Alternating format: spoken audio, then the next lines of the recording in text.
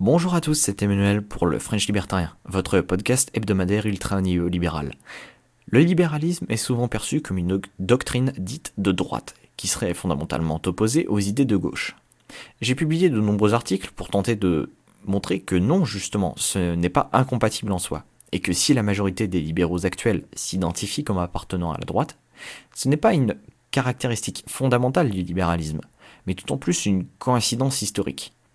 Il y a aussi l'idée récurrente qu'un libertarien serait quelqu'un de droite sur les questions économiques et de gauche sur les questions sociétales. Ce qui, je pense, est un raccourci grossier. J'aimerais donc ici proposer deux réformes économiques profondes et libérales qui pourraient tout à fait faire partie d'un programme dit de gauche. Première réforme, supprimer la sécu des entreprises. Les entreprises ne sont pas des personnes. Elles n'ont pas à être aidées financièrement quand elles vont mal. Il y a au total 110 milliards d'aides en tout genre pour les entreprises, et il serait très légitime de poser la question de leur efficacité. Si une entreprise va mal, elle n'a pas besoin du biberon de l'État, mais de se remettre en question. Si elle n'est plus en mesure de fournir des produits et services qu'attendent ses clients, alors elle doit faire faillite. La concurrence impose aux entreprises une discipline extrêmement stricte, mais pour de bonnes raisons. Personne ne veut payer pour soutenir un patron qui ne fait pas son travail. Personnellement, je trouve intolérable que l'argent des impôts aille aider les patrons incompétents. Ils ont pris des risques en parfaite connaissance de cause, font des profits quand ils s'en sortent, mais doivent assumer leurs pertes s'ils se débrouillent mal.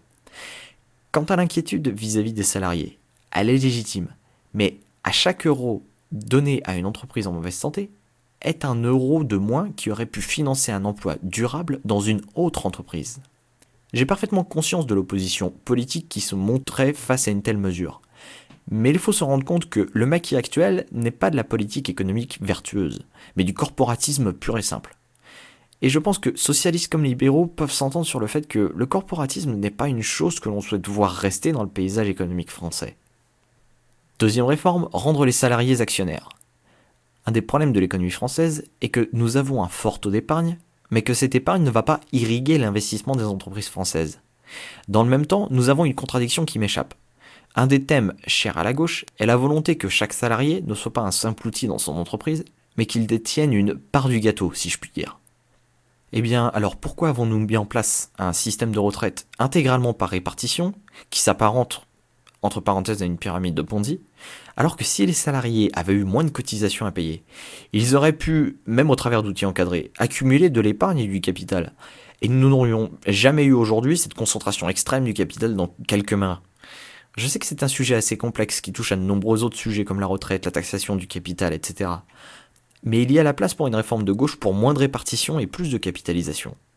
Le capital est ce qui alimente la croissance du secteur marchand, et c'est un placement. Il y aurait la possibilité d'écrire une formidable réforme qui ne coûterait rien à court terme aux travailleurs, mais à plus long terme leur permettrait de profiter eux aussi des profits que font les entreprises.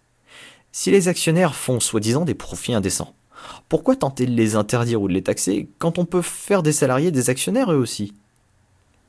Si vous avez aimé ce podcast et si vous désirez en savoir plus sur les idées de liberté individuelle, n'hésitez surtout pas à me retrouver sur lefrenchlibertarien.fr.